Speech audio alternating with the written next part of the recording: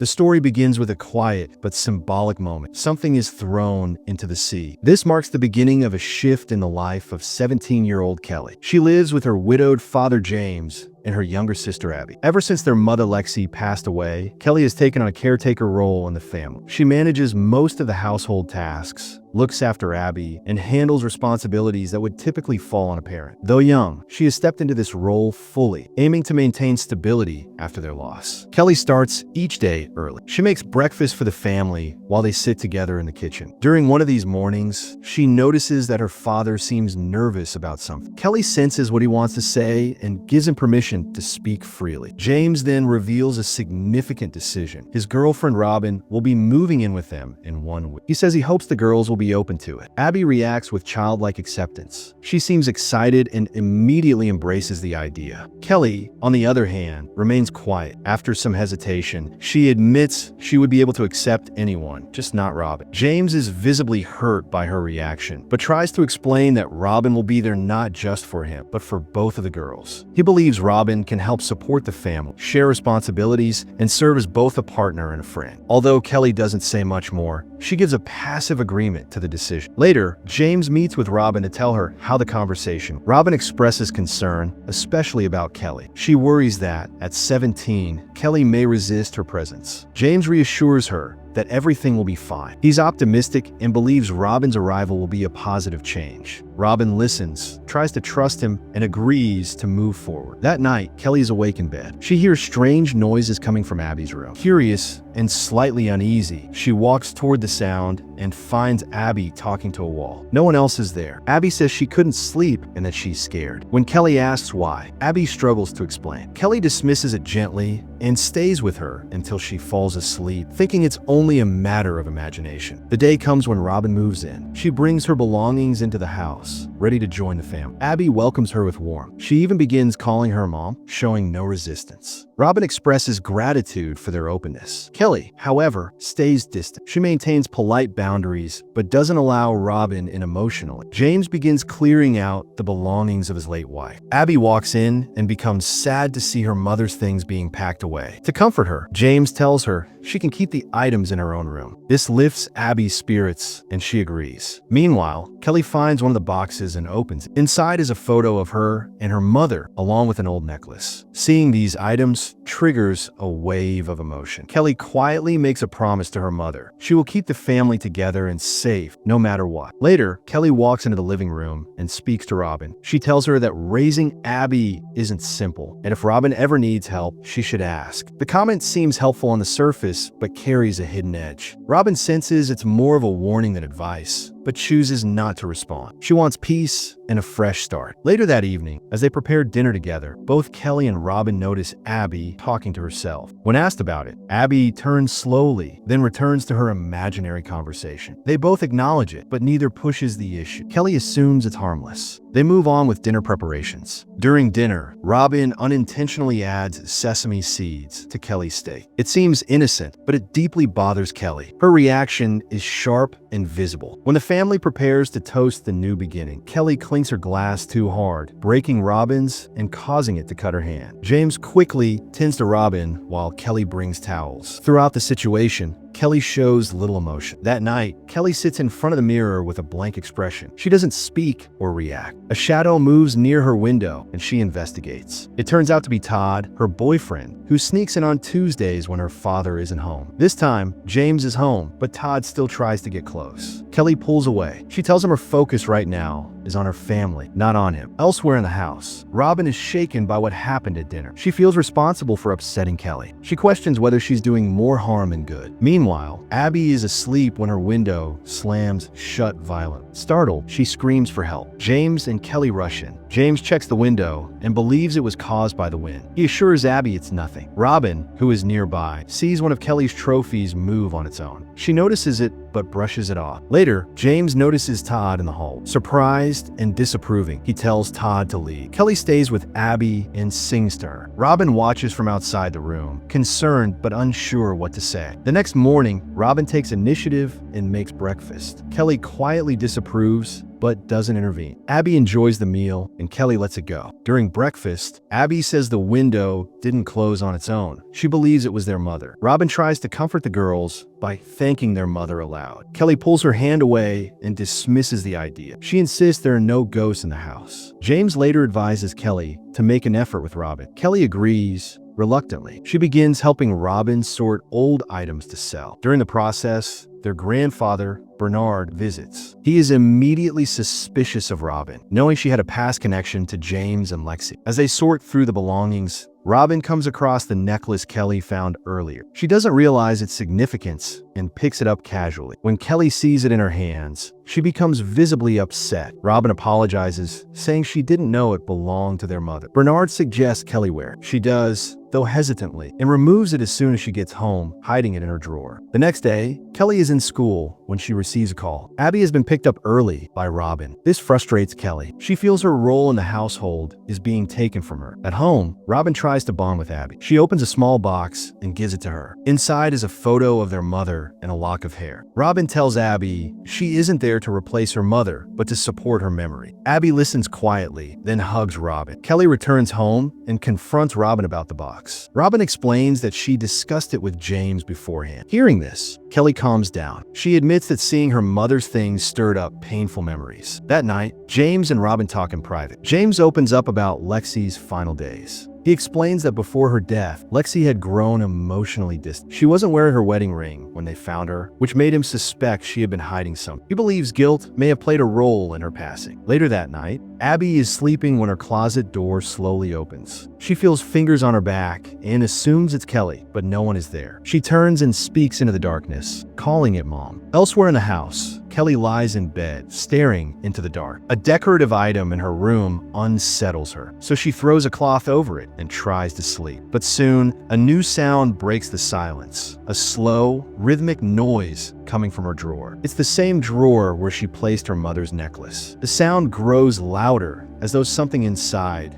is moving. Kelly opens the drawer cautiously. The necklace lies still, unmoving. She picks it up confused. As she walks into the hallway, she hears faint voices, a man and a woman talking in hushed tones. She can't tell where the voices are coming from. Then her cat jumps out unexpectedly, startling her, and the necklace slips from her hand. As she reaches down to pick it up, she notices that the motion of the necklace is causing a nearby stack of magazines to shift unnaturally. Before she can react, the noises stop. The house falls quiet again. Suddenly, James appears in the hallway, checking the doors and windows. Finding nothing out of place, he tells Kelly to go back to sleep and returns to bed. The next day, Kelly tells Todd about the strange events. He doesn't believe her at first, but as she continues explaining, his attitude changes. He begins to take her seriously, recognizing that something might truly be happening. That night, Kelly wakes again. Her cat seems restless and scratches at one of the closed doors. She walks over and reaches for the knob. It's wet. She enters the room anyway. Inside, one of her trophies is out of place. She puts it back and turns toward the closet. The door creaks, opens slowly behind her. Suddenly, several of her trophies begin falling off the shelves, one by one, narrowly missing her. She clutches her mother's necklace tightly, sensing a connection. She begins to suspect that the strange activity is directly linked to the necklace. Kelly believes something is hiding behind the closet door. She moves closer and swings the door open, only to find Abby standing. Abby peers into the room and calmly says it's their mother. She insists that this spirit knows their lullaby, something only their mother and Kelly knew. Kelly warns her not to trust it. She believes whatever Abby is talking to is not their mother, but something else pretending to be. The commotion wakes James and Robin. They come rushing in. James is angry. He believes Kelly is making things up to get rid of Robin. He accuses her of creating chaos for attention. Kelly tries to explain that this could be the same force that troubled their mother before her death. James dismisses the idea, saying Lexi suffered from depression and nothing more. He leaves the room, frustrated and disappointed. At breakfast the next morning, the tension in the family is clear. Everyone sits in silence. Robin tries to offer a logical explanation, suggesting the trophies may have fallen because the shelf couldn't support their weight. Kelly grows more frustrated. No one believes her. She gets up and leaves the house early. James and Abby leave shortly after, and Robin stays behind. She drinks water from a glass in the quiet kitchen. Suddenly, she gags. Something is caught in her throat. She reaches in her mouth and pulls out a long thread. It doesn't end. She continues pulling, terrified, until it finally stops. It's a single strand, but it leaves her shaken. Meanwhile, Kelly is at track practice when she sees something in the stands, a figure bloodied and wrapped in plastic with glowing white eyes staring directly at her. She panics, stumbles, and injures her knee. When she looks again, the figure is gone. Later, during class, she appears distracted. A teacher is discussing Newton's law, that objects stay in motion unless acted upon by an outside force. This gives Kelly an idea. She begins to consider whether the necklace could be the source, a kind of anchor or object binding the spirit to the house. Back at the house, Bernard visits Robin again. He apologizes for how he treated her before. He explains that he was skeptical because Robin knew James while Lexi was still alive. Robin clarifies that she and James only became close years after Lexi passed. Bernard accepts this and warns Robin to be cautious with Kelly, who he describes as someone who always needs to feel in control of the home. That night, Kelly sets up a small test. She places motion sensors and heat monitors around her room, hoping to capture activity when the spirit appears. She lies down, watching the devices, but nothing happens. Disappointed, she tells Todd there were no signs. He asks what had triggered the activity before. Kelly thinks back and realizes it was the presence of her cat. She decides to repeat the experiment. She brings the cat into the room, and soon the sensors begin flashing. The spirit is back. The cat panics and escapes. Kelly grabs the necklace and holds it over a flame, threatening to destroy it. This provokes the spirit. A nearby bookcase topples over and lands on the cat, crushing it instantly. The next morning, Kelly buries the cat. James comes outside and sees her. She tells him what happened. He struggles to believe that a spirit did it. Kelly warns him again. She insists that the presence Abby has been talking to is not their mother. She believes this thing is pretending and will harm Abby if they don't stop it. James listens, but then shifts the conversation. He tells Kelly that after Lexi died, he let her take on too much responsibility. He says he should have stepped up more. From now on, he wants her to focus on herself, and he will take over the household responsibilities. Kelly says nothing. They finish burying the cat together in silence. That night, Robin walks into the shed behind the house. She finds a box and opens. Inside is Lexi's wedding ring, an item that had gone missing after her death. She picks it up and stares at it quietly. Suddenly, James walks in and sees her. He calls her name, but she doesn't respond. He walks closer and closer. Just as he reaches her, Kelly jolts awake. She's back in her classroom. It was all a dream. Kelly rushes out of the classroom, disoriented by the intensity of the dream. She finds Todd outside and tells him everything that's been happening. He listens carefully. Based on what she's told him, he brings up the concept of a totem, an object that binds a spirit to the physical world. Todd believes the necklace might be the totem connecting Lexi's presence to the house. He admits he doesn't know exactly how to destroy it or what the consequences would be, but warns that simply holding onto it might be allowing something dangerous to stay attached. Kelly becomes even more anxious, knowing the necklace is still inside her drawer. That night, she takes a bath, trying to calm her mind. After she finishes, she pulls the plug, but the water doesn't drain. It remains still, unmoving. Something is clearly blocking it. She tries to reach into the drain to remove the obstruction, but whatever is down there won't budge. In another part of the house, James finishes washing his face and walks to his room. As he moves away from the bathroom mirror, a faint trickle of blood begins to drip from it. He doesn't notice it, but something is beginning to stir again. Before sleeping, Kelly takes one more look at the necklace. She studies it in silence, wondering if it truly is responsible for everything that has happened. During the night, she wakes suddenly. A whispering voice echoes through the vent near her bed. The words are indistinct, too quiet to understand, but the presence is unmistakable. She sits up quickly and reaches for the necklace, but it's gone. Panic sets in. She checks the drawer again, then the nightstand. Nowhere to be found. She rushes out of her room and heads straight to Abby's. Robin also hears strange sounds and walks to the bathroom. She turns on the tap and splashes water on her face, hoping to wake herself up. When she looks into the mirror, her reflection distorts grotesquely. She stares at her own warped face and screams in horror. In Abby's room, Kelly shakes her sister awake, urgently asking where the necklace is. Abby won't answer at first, avoiding her gaze. She finally says that the woman, the presence she's been talking to,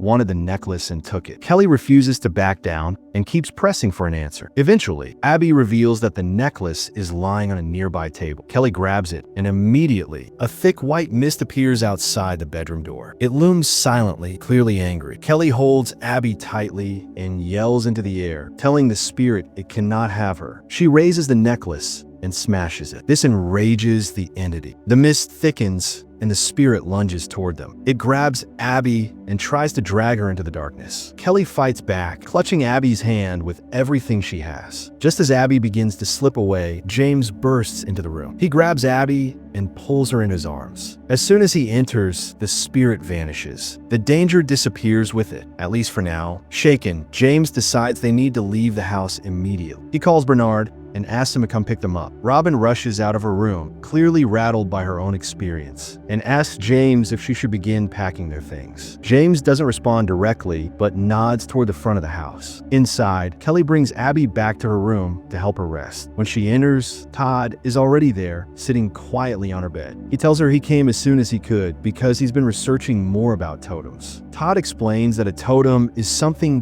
deeply personal, an object that meant a great deal to the person when they were alive. When they die, that object can serve as a link between the spirit and the physical world. In their case, it seems the necklace has done exactly that. However, they still don't fully understand what happens when a totem is destroyed. It might release the spirit or make it worse. Kelly listens, but something in her demeanor shifts. She walks outside and finds Robin in the hallway. Without warning, she begins accusing Robin of being the reason for everything that's gone wrong. She claims that ever since Robin entered their home, the hauntings started. She says the presence they've been fighting only emerged because Robin disrupted the balance of the family. Meanwhile, Bernard arrives at the house. James informs him that Lexi's spirit may still be in the home. Bernard is stunned. He dismisses the idea at first, but when he sees the fear and urgency in James's face, he decides to go inside. Robin pleads with him not to go. His health is fragile and he struggles with respiratory issues, but he insists. Inside, Kelly finds Bernard seated, short breath. He pulls out his inhaler, struggling to stay calm. Kelly kneels beside him, appearing to help. But instead of giving him the inhaler, she quietly empties it, letting all the medication spray out uselessly into the air. Bernard looks at her in confusion, unable to speak. He gasps for breath as Kelly watches. Moments later, he falls limp. Back in Kelly's room, Robin searches through the belongings and makes a discovery. Lexi's wedding ring, hidden beneath one of Kelly's trophies. Her expression changes. She walks out into the hallway and confronts Kelly with the ring in hand. Robin demands to know why she kept it hidden all this time. Kelly remains calm, almost emotionless. She doesn't deny it. She tells Robin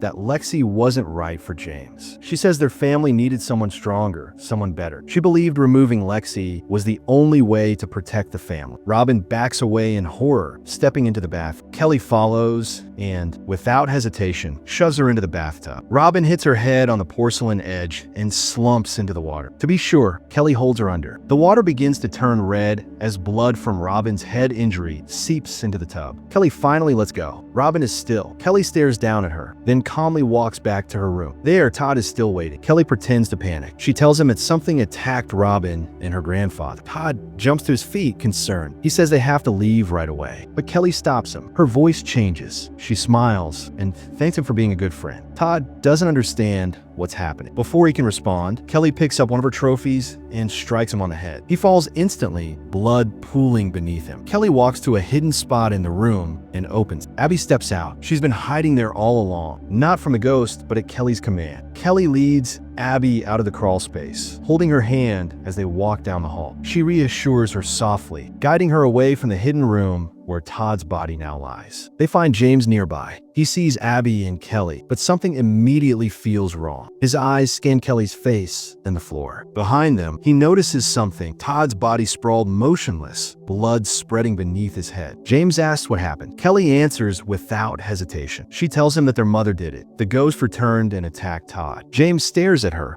confused and disturbed. Before he can respond, Abby interrupts. She blurts out that Kelly was the one who told her to hide. This sudden statement shifts James's focus. He begins connecting the pieces. His expression changes from concern to realization. He looks back toward the house, suddenly remembering Robin. He turns to go find her, but before he can take more than a few steps, Kelly picks up a heavy object and strikes him from behind. James collapses to the floor. When he awakens, he finds himself tied to a chair in Kelly's room. His hands are bound, and Kelly is standing nearby, holding the shattered remains of the necklace. She begins to speak. Her voice is calm, almost detached. She tells James that the ghost, Lexi, had been trying to drive a wedge between, that she was the one disrupting the family, trying to tear everything apart. She explains that everything she's done was to protect him, to keep the family together. James listens, but it's clear he no longer believes her. He sees things clearly now. He tells her that when Robin moved in, Lexi's presence wasn't an attack. It was a warning. The ghost wasn't trying to hurt anyone. It was trying to protect them from Kelly. Kelly's eyes fill with emotion. She steps closer, insisting that she and James are meant to be together. She says Lexi was weak, unfit, and Robin was just another distraction. She says she removed them both to give him the peace he deserved. As she speaks, James looks past her. The fragments of the necklace begin to shake. Small particles swirl and vibrate, then fall still. Something in the room changes. In the bathroom, where Robin's body lies submerged, the water begins to move. A misty shape forms above the tub. Lexi's spirit, quiet and solemn, reaches down into the water. Her ghostly hand touches Robin's face. Robin's eyes open. She gasps for air and slowly lifts herself out of the bloody water. Meanwhile, Kelly turns to James once more. She gets too close, whispering that now nothing stands in their way. He doesn't respond. His expression is frozen, not in fear, but in disbelief. Robin stumbles into the hallway, wet and wounded. Abby sees her first and runs into her arms. Robin holds her tightly. Kelly hears the sound of the reunion and turns around. Her calm expression fades. She stares at Abby, confused and betrayed. She turns to James, demanding to know why Abby would run to Robin. James answers with brutal honesty. He tells her he doesn't want to see her ever again, that she's destroyed everything. Kelly's face contorts. Her breathing quickens. She grabs a large shard of broken glass and storms toward Robin. Robin backs away quickly, but Kelly follows. Suddenly, Kelly stabs herself in the leg. She screams and claims that she'll tell the police Robin did it. She insists they'll believe her. Robin backs into the wall, cornered. Kelly raises the glass again to finish what she started. Just as she's about to strike, James breaks free and rushes in. He yells for her to stop. Kelly turns to him, tears in her eyes. She pleads, saying she did everything for him, that she just wanted things to go back to how they were. James doesn't respond with comfort. Instead, he stands firm, telling her that it's over. Kelly lifts the glass again, turning back toward Rob. But behind Robin, she sees something. Her mother, Lexi, disfigured,